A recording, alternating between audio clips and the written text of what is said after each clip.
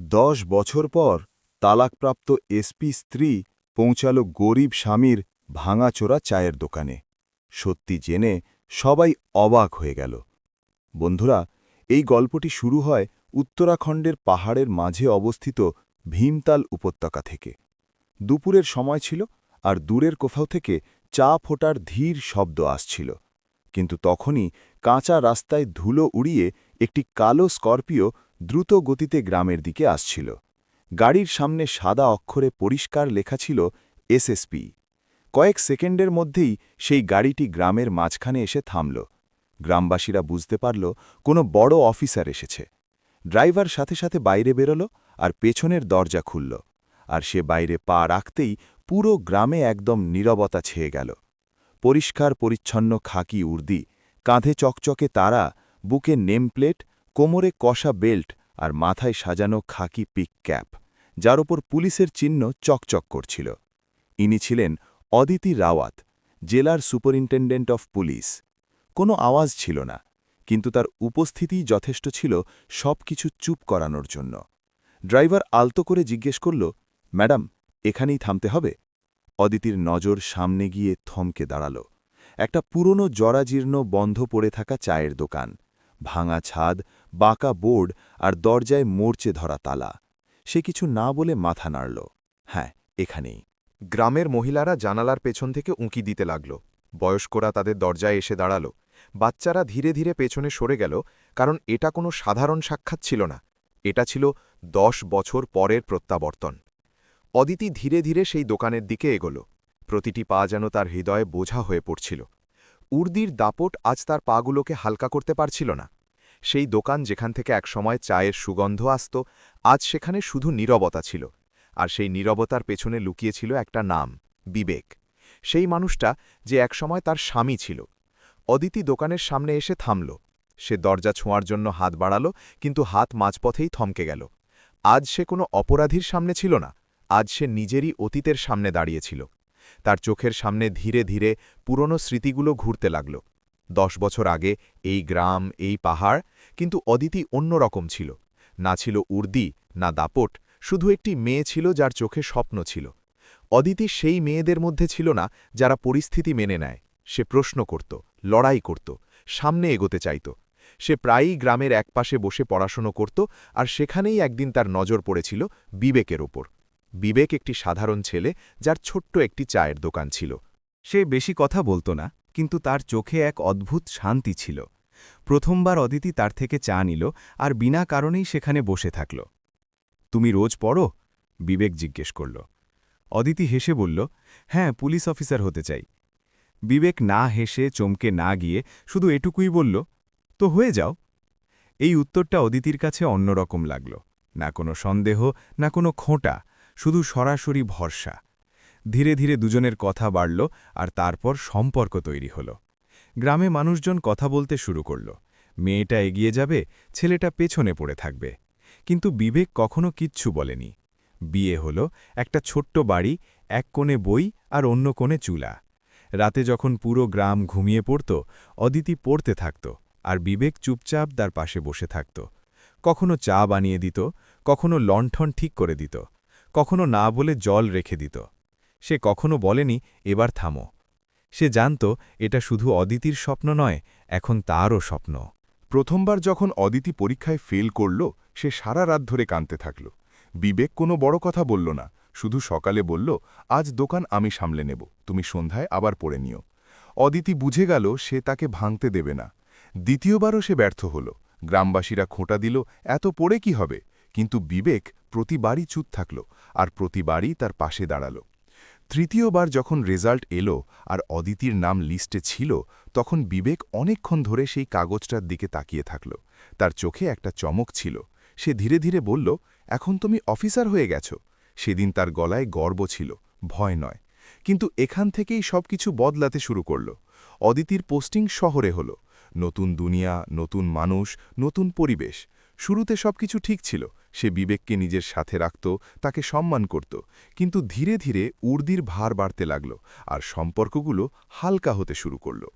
Meetings, কলস, file, আর তারই মাঝে কোথাও বিবেক ধীরে ধীরে পেছনে পড়ে যেতে লাগল। একদিন অদিতি বলল, তুমি এই গ্রামের পোশাকগুলো পরো না। বিবেক কিছু বলল না। পরের দিন সে বলল, আমার অফিসের লোকেরা আসে, একটু সাবধানে থেকো। বিবেক শুধু মাথা নেড়ে দিল। কিন্তু এখন কিছু বদলাচ্ছিল। নীরবতা আর আগের মতো ছিল না। অদিতির মনে হতে শুরু করেছিল বিবেক তার দুনিয়ায় মানানসই নয়, আর এই চিন্তাই একদিন সব কিছু ভেঙে চুরমার করে দিতে চলেছিল। বর্তমানে ফিরে এসে অদিতি এখনও সেই দোকানের সামনে দাঁড়িয়েছিল। তার নিঃশ্বাস ভারী হয়ে আসছিল। তখনই পেছন থেকে একটা আওয়াজ এলো, ম্যাডাম, অনেক দেরি করে ফেলেছেন আপনি। অদিতি ঘুরে দেখল একজন বয়স্ক মহিলা দাঁড়িয়ে আছেন। তার চোখে চেনাও ছিল আর একটা গভীর অভিযোগও। অদিতি কিছু বলতে পারত তার আগেই তিনি ধীরে ধীরে বললেন, যাকে খুঁজতে এসেছ সে এখন আর এখানে থাকে না। অদিতির হৃদয় এক মুহূর্তের জন্য থমকে গেল। কি মানে? তার গলা কেঁপে উঠল। আর এখান থেকেই গল্পের আসল ঝড় শুরু হতে চলেছিল। যখন সত্যের প্রথম স্তর খুলল, এসপির পায়ের তরা থেকে মাটি সরে গেল।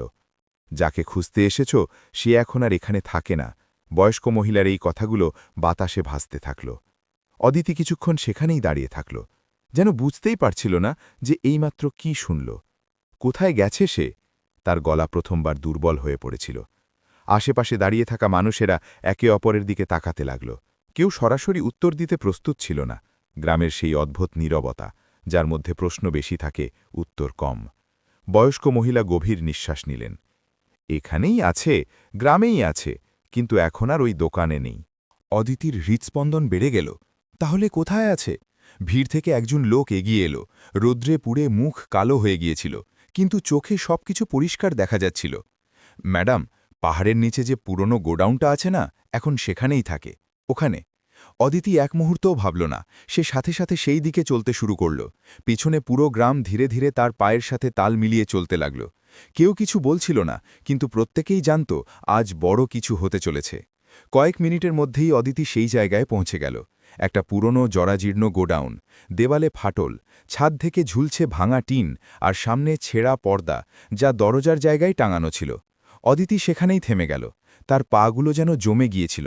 সে অনেক অপারেশনে গিয়েছিল, বিপজ্জনক অপরাধীদের সামনে দাঁড়িয়েছিল, কিন্তু আজ তার ভেতরে এক অদ্ভুত ভয় ছিল। সে ধীরে করে ডাক দিল, বিবেক। ভেতর থেকে কোনো উত্তর এলো না। সে আবার একটু জোরে বলল, বিবেক, আমি। কয়েক সেকেন্ডের নীরবতা, তারপর ভেতর থেকে হালকা খুটখাট শব্দ এলো, আর পরের মুহূর্তেই সেই পর্দাটা ধীরে ধীরে সরে গেল। অদিতির নিঃশ্বাস যেন আটকে গেল। সামনে দাঁড়িয়েছিল বিবেক, কিন্তু সে আর সেরকম ছিল না যেরকম সে তাকে ছেড়ে গিয়েছিল। সে রোগা হয়ে গিয়েছিল, মুখ শুকিয়ে গিয়েছিল, চোখের নিচে গাঢ় কালো দাগ। কিন্তু সবচেয়ে আলাদা ছিল তার চোখ। সেগুলো একদম শান্ত ছিল, এত শান্ত যেন সে সব কিছু স্বীকার করে নিয়েছে।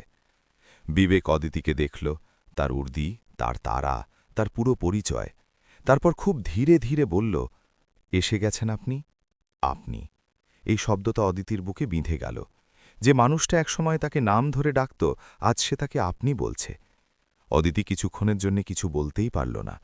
তার মনে হয়েছিল বিবেক রাগ করবে, হয়তো প্রশ্ন করবে, কিন্তু এখানে কিছুই ছিল না, শুধু এক অদ্ভুত দূরত্ব।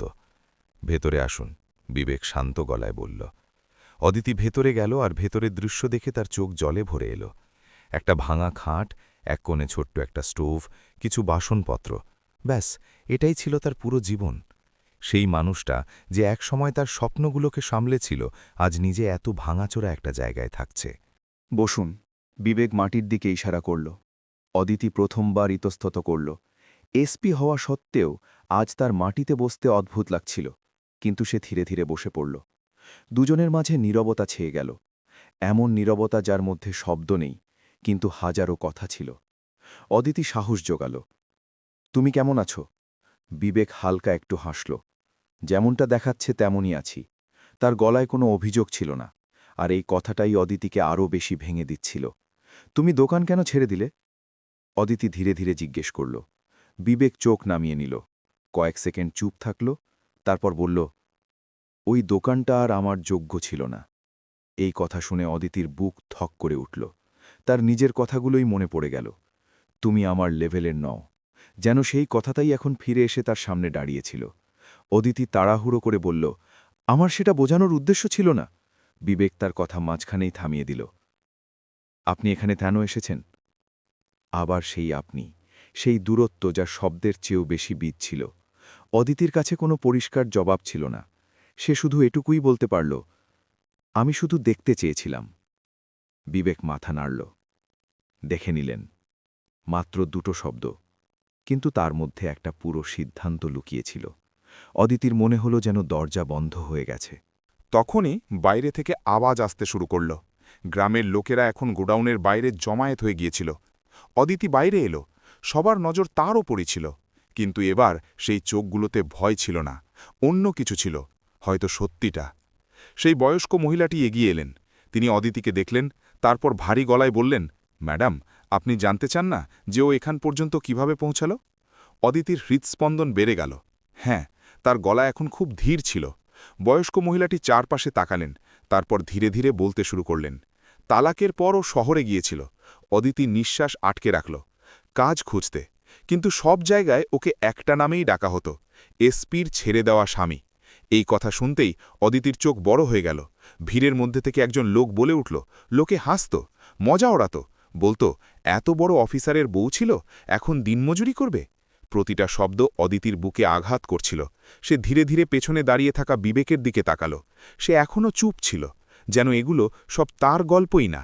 বয়স্ক মহিলাটি আবার বললেন, কিন্তু ও কখনো আপনার নাম খারাপ হতে দেয়নি। অদিতির নিঃশ্বাস আটকে গেল। প্রতিবার শুধু এটাই বলতো, ভুল আমারই হবে, ও সঠিক ছিল। এই কথা শুনে অদিতির চোখ থেকে জল গড়িয়ে পড়তে লাগল। সে প্রথমবার অনুভব করল, যাকে সে ছেড়ে চলে গিয়েছিল সে আজও তাকে বাঁচাচ্ছিল। কিন্তু এখনও পুরো সত্যি সামনে আসা বাকি ছিল, আর সেই সত্যি অদিতির ভাবনার চেয়েও অনেক বেশি ভারী হতে চলেছিল। যাকে সে দুর্বল মনে করে এসেছিল, সেই তার সবচেয়ে বড় শক্তি হিসেবে বেরোল। গ্রামের মাঝখানে দাঁড়িয়ে থাকা অদিতি এখন আর আগের মতো দেখাচ্ছিল না। উর্দি একই ছিল, তারাও একই ছিল, কিন্তু তার ভেতরে কিছু একটা ভেঙে গিয়েছিল। বয়স্ক মহিলার কথা শেষ হতেই কিছুক্ষণের জন্য পুরো পরিবেশ একদম শান্ত হয়ে গেল। এমন নীরবতা যেখানে প্রত্যেকের নিঃশ্বাস ভারী লাগতে শুরু করে। অদিতি ধীরে ধীরে ঘুরে বিবেকের দিকে তাকাল। সে এখনও গোডাউনের দরজার কাছে দাঁড়িয়েছিল, চুপ, শান্ত, যেন এগুলো সব তার গল্পই না, এইসব সত্যি। অদিতির গলা কাঁপছিল। বিবেক শুধু হালকা করে মাথা নেড়ে দিল। না কোনো সাফাই, না কোনো অভিযোগ, শুধু একটা স্বীকারোক্তি। এই নীরবতা অদিতিকে ভেতর পর্যন্ত কেটে দিল। তুমি আমাকে বলনি কেন? সে অনেক কষ্টে শব্দগুলো বের করল। বিবেক প্রথমবার তার চোখে সরাসরি তাকাল। আপনি কখনো জিজ্ঞেসই করেননি? এই একটা বাক্য অদিতির ভেতরে প্রতিধ্বনিত হতে থাকল, যেন কেউ তার পুরো অতীতটাকে একটা লাইনেই শেষ করে দিয়েছে। গ্রাম আবার নিশ্চুপ হয়ে গেল। এখন কেউ আর কিছু বলছিল না, কিন্তু সবার নজর অদিতির ওপর ছিল। প্রথমবার একজন অফিসার হিসেবে নয়, একজন মানুষ হিসেবে। তখনই ভিড়ের মধ্যে থেকে একজন বয়স্ক মানুষ এগিয়ে এলেন, মুখ নিচু করা, গলা ভারী। ম্যাডাম, এখন যা শুনলেন আপনি, সেটা পুরো গল্প নয়। অদিতির বুক একদম বসে গেল। আর কি বাকি আছে? বয়স্ক মানুষটি গভীর নিঃশ্বাস নিলেন। সেই রাতটা, তিনি ধীর গলায় বললেন। কোন রাত? অদিতি জিজ্ঞেস করল। যেদিনও গ্রামে ফিরে এসেছিল। ভিড়ের মধ্যে পিন পতন নীরবতা ছেয়ে গেল। মুখে আঘাত ছিল, জামাকাপড় ছেঁড়া ছিল। অদিতির হৃৎস্পন্দন বেড়ে গেল। কে করেছে এসব? তার গলা চড়ে গেল। বয়স্ক লোকটি বললেন, শহরে একজন ঠিকাদার ওর ওপর মিথ্যে অভিযোগ চাপিয়ে দিয়েছিল। বলল ও মানুষকে হুমকি দেয় আপনার নাম করে। অদিতির চোখ বড় হয়ে গেল। সে বুঝতে পারছিল না এসব কখন হলো। তারপর সে তাড়াতাড়ি জিজ্ঞেস করল, তারপর? ওকে পুলিশ ক্যাম্পে নিয়ে যাওয়া হলো। ঘণ্টার পর ঘণ্টা বসিয়ে রাখা হলো, জিজ্ঞাসাবাদ করা হলো। ভিড় পুরোপুরি শান্ত ছিল, আর সেখানে একজন অফিসার বলল, যদি সত্যি এসপি তোমার স্ত্রী হয় তবে একটা ফোন করে দাও, এক্ষুনি ছাড়া পেয়ে যাবে। অদিতির নিঃশ্বাস যেন আটকে গেল। সে জানত একটা ফোন আর সব কিছু শেষ হতে পারত, কিন্তু বয়স্ক লোকটির গলা আরও ভারী হয়ে গেল। ও পরিষ্কার মানা করে দিল। অদিতির বুক ধড়কানো ভুলে গেল। বলল, উনি আমার স্ত্রী নন, আর ওনার নাম নেবেন না। এই কথা শুনতেই অদিতির চোখ দিয়ে জল গড়িয়ে পড়ল। সে নিজেকে সামলাতে পারল না। কেন? সে কাঁপা গলায় জিজ্ঞেস করল। এবার প্রথমবার বিবেক ধীরে ধীরে জবাব দিল। কারণ। সে কয়েক সেকেন্ড থামল, তারপর বলল, যদি আমার কারণে আপনার সম্মানের ওপর প্রশ্ন উঠত তবে আমি নিজেকে কখনো ক্ষমা করতে পারতাম না। এই কথা শুনে অদিতি যেন ভেতর থেকে ভেঙে পড়ল। যে মানুষটাকে সে সবসময় দুর্বল মনে করে এসেছিল, সে তার জন্য নিজের সবচেয়ে বড় লড়াই একাই লড়ে যাচ্ছিল, আর সে কখনো জানায়ও নি। অদিতির হাত কাঁপতে লাগল। সে কিছু বলতে চাইছিল, কিন্তু শব্দ আর সঙ্গ দিচ্ছিল না। তখন এই বয়স্ক মহিলাটি আবার এগিয়ে এলেন। তিনি অদিতির চোখের দিকে তাকালেন আর বললেন, ম্যাডাম, ও আপনার থেকে দূরত্ব ঘৃণার বশবর্তী হয়ে তৈরি করেনি। ও দূরত্ব তৈরি করেছে যাতে আপনার পরিচয় ওর পরিস্থিতির কারণে ছোট না হয়ে যায়। এই কথা শুনে অদিতির মাথা নিচু হয়ে গেল। সে নিজের কাঁধে থাকা তারাগুলোকে দেখল, যেগুলো একসময় গর্বের মনে হতো, আজ বোঝা মনে হচ্ছিল। যদি আমি জানতাম, সে ধীরে করে বলল। বিবেক সাথে সাথে তার কথায় বাধা দিল। এখন জানা হয়ে গেছে। তার গলা শান্ত ছিল, কিন্তু তাতে একটা পরিষ্কার সীমারেখা ছিল, এমন একটা রেখা যা পার করা এখন হয়তো আর সম্ভব ছিল না। অদিতি প্রথমবার অনুভব করল, এটা শুধু একটা ভেঙে যাওয়া সম্পর্ক নয়, এটা একটা মানুষের আত্মসম্মান যা সে একাই বাঁচিয়ে রেখেছে। আর এখন সবচেয়ে কঠিন প্রশ্নটা সামনে ছিল, এখন কি? বাতাস আরও ভারী হয়ে উঠল। অদিতি ধীরে ধীরে বিবেকের দিকে এগোল। প্রতিটা পা যেন তার বুকে গিয়ে পড়ছিল। সে তার সামনে এসে দাঁড়াল। এখন দুজন সামনাসামনি ছিল, না কোনো উর্দি, না কোনো দাপট, শুধু দুজন মানুষ যাদের মাঝে একটা আস্ত অতীত দাঁড়িয়েছিল। অদিতি বলতে শুরু করল, কিন্তু গলা ভেঙে গেল। সে নিজেকে সামলে নিল। আমি এখানে শুধু দেখতে আসিনি। বিবেক তার দিকে তাকালো, তারপর চোখ সরিয়ে নিল। দেখা হয়ে গেছে, এবার যান। এই যান কথাটা কোনো আদেশের চেয়ে বেশি একটা বন্ধ দরজার মতো লাগছিল। অদিতি সাহস সঞ্চর করল। আমি সাহায্য করতে চাই। তার গলায় প্রথমবার সততা ছিল, কোনো অহংকার নয়। বিবেক হালকা করে হাসল, সেই হাসি যার মধ্যে কষ্টও ছিল আর ক্লান্তিও। সাহায্য, সে ধীরে করে পুনরাবৃত্তি করল। গ্রাম আবার নিশ্চুপ হয়ে গেল। সবার নজর এখন এই দুজনের ওপর ছিল। অদিতি তাড়াহুড়ো করে বলল, আমি তোমার জন্য বাড়ি, কাজ, চিকিৎসা, যা যা দরকার, শুধু। বিবেক হাত তুলে তাকে থামিয়ে দিল। সেই একটা শব্দের সাথে যেন সব কিছু থমকে গেল। এখন যা হতে চলেছিল সেটাই পুরো গল্পের সবচেয়ে বড় সত্যি হতে চলেছিল। যখন একটা সিদ্ধান্ত পুরো জীবনের শাস্তি হয়ে গেল। শুধু বিবেকের সেই একটা শব্দের সাথে যেন পুরো পরিবেশ থমকে গেল। বাতাস থেমে গেল, লোকেরা চুপ হয়ে গেল, আর অদিতি সেখানেই দাঁড়িয়ে রইল, কোনো উত্তর ছাড়াই। বিবেক প্রথমবার সরাসরি তার চোখে তাকাল। ম্যাডাম, সে ধীরে ধীরে বলল। এই ম্যাডাম কথাটা এখন আর কোনো সম্মানের শব্দ ছিল না, এটা একটা দূরত্ব ছিল, যা এখন আর কখনো শেষ হতে পারে না। আপনি অনেক বড় অফিসার, সে বলল। আপনার কাছে সব কিছু আছে, ক্ষমতা, পরিচয়, সম্মান। সে এক মুহূর্তের জন্য থামল, তারপর ধীরে ধীরে বলল, কিন্তু যা আপনি আমাকে দিতে এসেছেন না। অদিতির নিঃশ্বাস আটকে গেল। সেটা আমার কাছে আগে থেকেই ছিল। অদিতির চোখ জলে ভরে এলো। কি? সে কষ্টে জিজ্ঞেস করল। বিবেক গলা না চড়িয়েই বলল, সম্মান। এই একটা শব্দ অদিতিকে সেই দিনে ফিরিয়ে নিয়ে গেল, যেদিন সে রাগের মাথায় বলেছিল, তুমি আমার লেভেলের নও। আজ সেই কথাটাই তার সামনে সত্যি হয়ে দাঁড়িয়েছিল। অদিতির চোখ থেকে জল গড়িয়ে পড়তে লাগল। আমি ক্ষমা চাইতে এসেছি, সে ধীর গলায় বলল। বিবেক মাথা নিচু করে নিল। ক্ষমা অনেক বড় জিনিস হয়, সে বলল, কিন্তু তাতে সব কিছু ফিরে আসে না। অদিতি শেষ চেষ্টা করল। যদি আমি চাই তো তোমার জন্য সব সহজ করে দিতে পারি। এটা বলতেই সে নিজেই অনুভব করল, সে আবার সেই একই ভুল করছে, সেই একই ক্ষমতা, সেই একই দাপট, যা থেকে বিবেক দূরে পালাতে চেয়েছিল। বিবেক শান্ত স্বরে বলল, এটাই তো তফাৎ। আপনি করতে পারেন তাই বলছেন, আর আমি শুধু বাঁচতে চাই, মাথা না নিচু করে। এই কথা শুনে গ্রামে দাঁড়িয়ে থাকা অনেক মানুষের চোখ জলে ভরে এলো। অদিতি এখন নিজেকে সামলাতে পারছিল না। আমি চাই যে তুমি খুশি থাকো, সে ভাঙা গলায় বলল। বিবেক তার দিকে তাকালো গভীরভাবে আর বলল, আমি খুশি আছি, শুধু আপনার বুঝতে দেরি হয়ে গেল। এই কথাগুলো অদিতির মনে চিরকালের জন্য বসে গেল। সে কাঁপা হাতে পকেট থেকে একটা কাগজ বের করল। সরকারি চিঠি। এটা তোমার জন্য, সে বলল। শহরে চাকরি, ভালো জীবন। বিবেক সেই কাগজটার দিকে তাকালও না। কেন? অদিতির গলা ভারী হয়ে এলো। কারণ, বিবেক ধীরে ধীরে বলল, আমি এখন কারোর দয়া নিয়ে নিজেকে আর অস্বীকার করতে চাই না। গ্রাম এখনো চুপ ছিল, কিন্তু এবার এই নীরবতায় একটা সম্মান ছিল। অদিতি শেষবার জিজ্ঞেস করল, যদি আমি সবকিছু ছেড়ে দিই তো? এক মুহূর্তের জন্য বিবেকের চোখ উঠল, তারপর সে খুব ধীরে ধীরে বলল, তবুও দেরি হয়ে গেছে। অদিতির মন সেই মুহূর্তেই ভেঙে গেল। আমি এখন আর সেই মানুষটা নেই, বিবেক বলল, যে আপনার পিছনে হাঁটত। এখন আমি সেখানেই দাঁড়িয়ে আছি যেখানে আমার নিজের ওপর লজ্জা করে না।